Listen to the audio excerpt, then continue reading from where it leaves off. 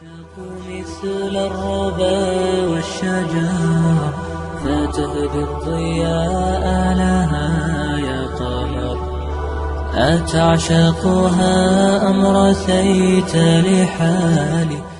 សាសនាឥស្លាមគឺជាសាសនាដែលមានភាពស្អាតស្អំនិងការសន្តោសប្រណីមិនថាការសន្តោសប្រណីនោះទៅចំពោះមនុស្សនិងសត្វពាហនៈនោះទេ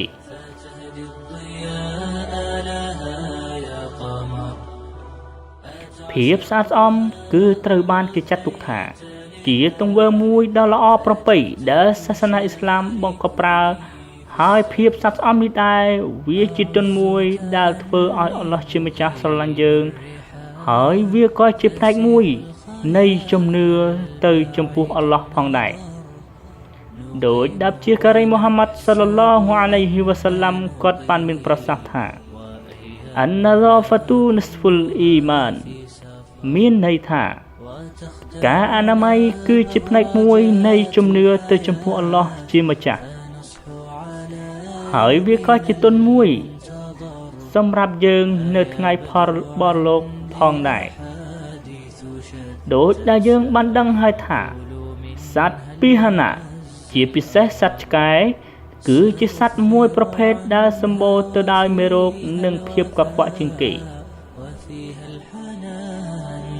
وفيها الظفر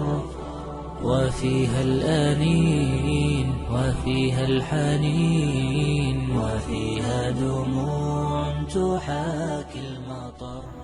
ចុះហេតុអ្វីបានជាប្រវត្តិសាស្ត្រឥស្លាមគឺស្ត្រីពេជ្រម្នាក់ដែលសង្គមស្អប់ខ្ពើម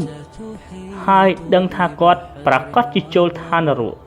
តែផ្ទុយទៅវិញគាត់បានគេអភ័យទោសហើយបានចូលឋានសួគ៌របស់អល់ឡោះដោយដាប់ជាការីមូហាម៉ាត់សាឡឡោះអាឡៃហ៊ីវ៉ាសាឡាំគាត់បានមានប្រសាសន៍ថាស្ត្រីពេជ្រម្នាក់ធ្លាប់បានគេអត់ឱនទោសឲ្យដោយសារគាត់បានឆ្លងកាត់អណ្ដូងមួយហើយបានឃើញសត្វឆ្កែមួយក្បាលដែលមានសភាពស្រែកទឹកយ៉ាងខ្លាំង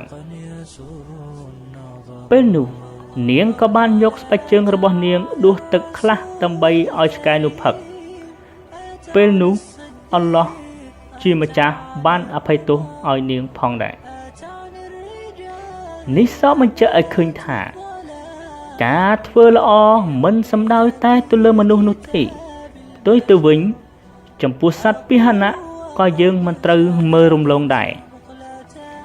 ហើយទង្វើល្អរបស់យើងត្រូវបានគេកត់ទុកដោយគ្មានការបាត់បង់ណាមួយឡើយផ្ទុយទៅវិញអំពើអាក្រក់ដែលយើងបានសាងក៏មិនត្រូវបានគេលុបចោលសូម្បីតែមួយនោះទេអោបងប្អូនឥស្លាមទាំងឡាយអើយចូលបង្កើនការធ្វើល្អទៅចំពោះមនុស្សនិងសត្វពាហនៈឲ្យបានច្រើនពីព្រោះវាជាផលបុណ្យដែលអាចជួយយើង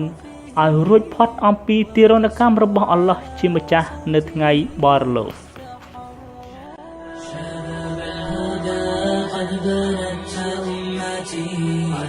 عليكم من